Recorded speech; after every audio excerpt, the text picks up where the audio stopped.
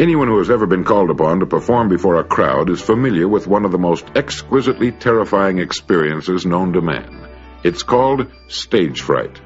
It, like other fears, must be faced to be conquered. There's simply no other way to whip it, if indeed it ever can be completely whipped. Every actor knows the steel-fingered hand that closes like a giant claw on his vitals during the 30 seconds before the scene begins. Every person who's ever made a speech to a large gathering knows the shadow of fear that stands with him in the wings, the dry mouth, the trembling hands, the quaking in the stomach, and the trembling at the knees. And there's only one logical thing to do. You simply dive in and start swimming. The next time won't be quite so bad, but it'll be very bad for many, many times. I read a little article in Success Unlimited magazine written by Marjorie B. Nagel called The Big Me Within Us, and the story is told that on opening night, before the great Enrico Caruso became famous, he was overcome by stage fright, and as he stood in the wings, his throat contracted with a spasm of terror. Sweat poured from him, and he was on the verge of running away. Suddenly, a thought struck him.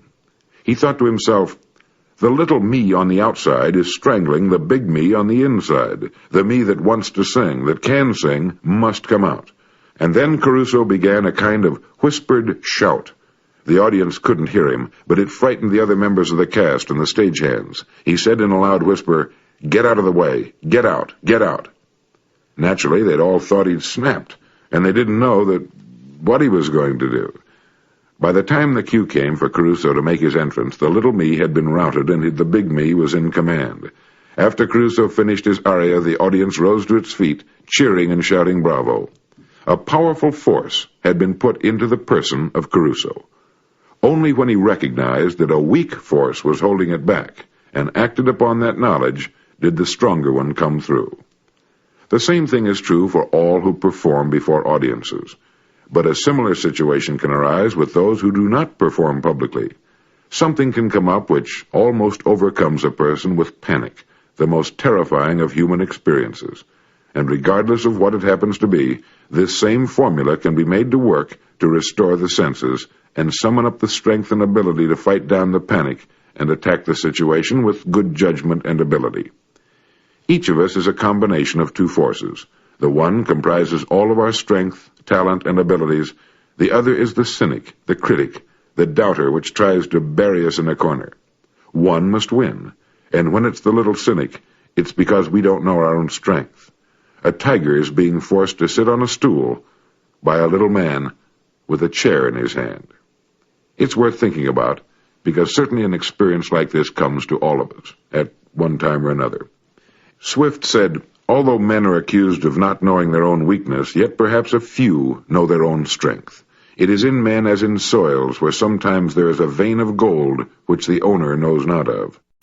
Dr. Roger Berkman of Houston, Texas, a real expert on people and why they function as they do, has said that we are as we see others.